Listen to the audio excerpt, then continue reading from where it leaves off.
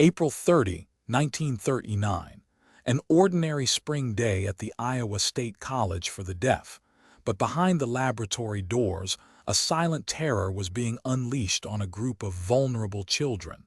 Orphaned boys, already stripped of family, were about to become the unwilling subjects of an experiment that would later be remembered as the monster study, a chilling chapter in the history of psychology where the pursuit of knowledge crossed the line into outright cruelty. In the early 20th century, stuttering was still shrouded in mystery, often blamed on moral weakness or faulty upbringing.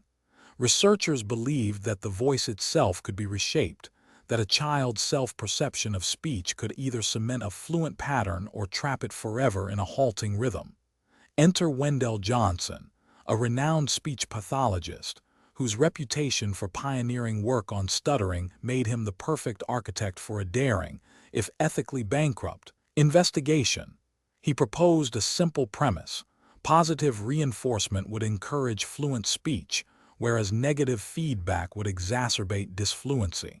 To test this, he recruited his graduate student, Mary Tudor, and together they assembled a cohort of 22 boys from the Iowa State Orphanage, 10 of whom already stuttered, the rest speaking without apparent flaw. The experiment unfolded in two distinct phases. In the first, the 10 children who already stuttered received encouragement. The researchers praised their efforts, reinforcing every smooth syllable, and assured them that their speech was improving. In the second phase, the 12 normal speakers were divided into two groups. One subgroup, labeled the positive group, was told they were making excellent progress, while the other, the negative group, was subjected to a barrage of harsh criticism.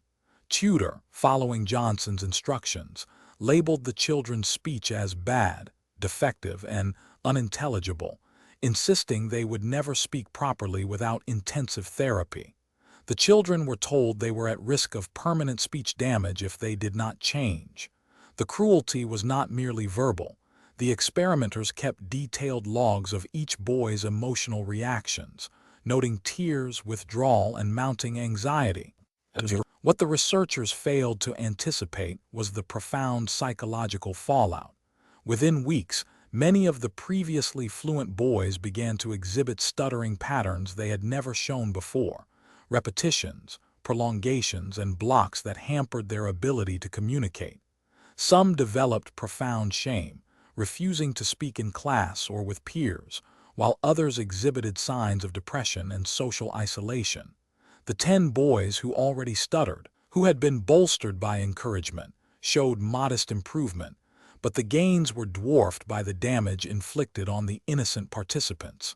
The experiment, originally intended to last only a few weeks, was abruptly halted after Tudor herself began to doubt the morality of her actions, but the psychological scars lingered. The monster study was never brought before a formal court, but its ethical violations sparked a quiet, simmering outrage within the academic community.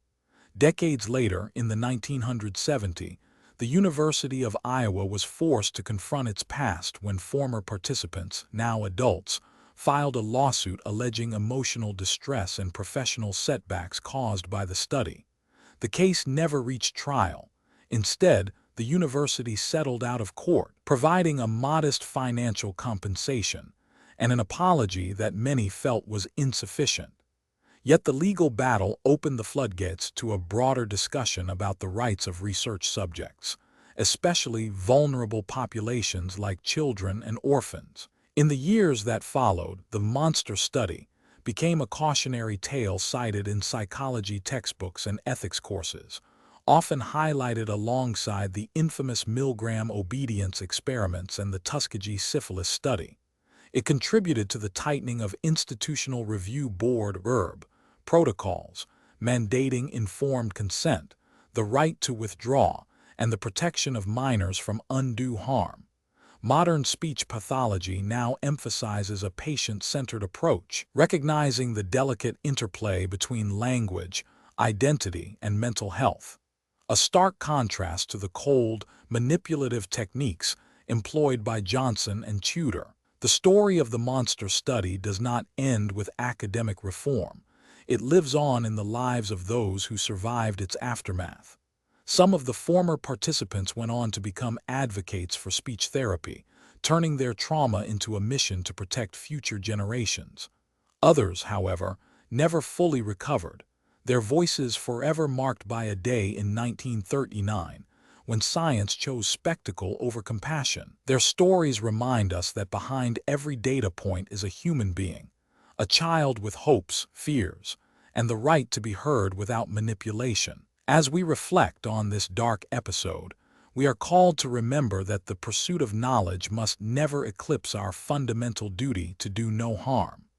The echoes of those orphaned boys' trembling voices still resonate in the halls of ethical debate, urging us to hold researchers accountable and to safeguard the dignity of every subject, especially those who cannot speak for themselves. Subscribe to the Autopsy Files for more medical history stories.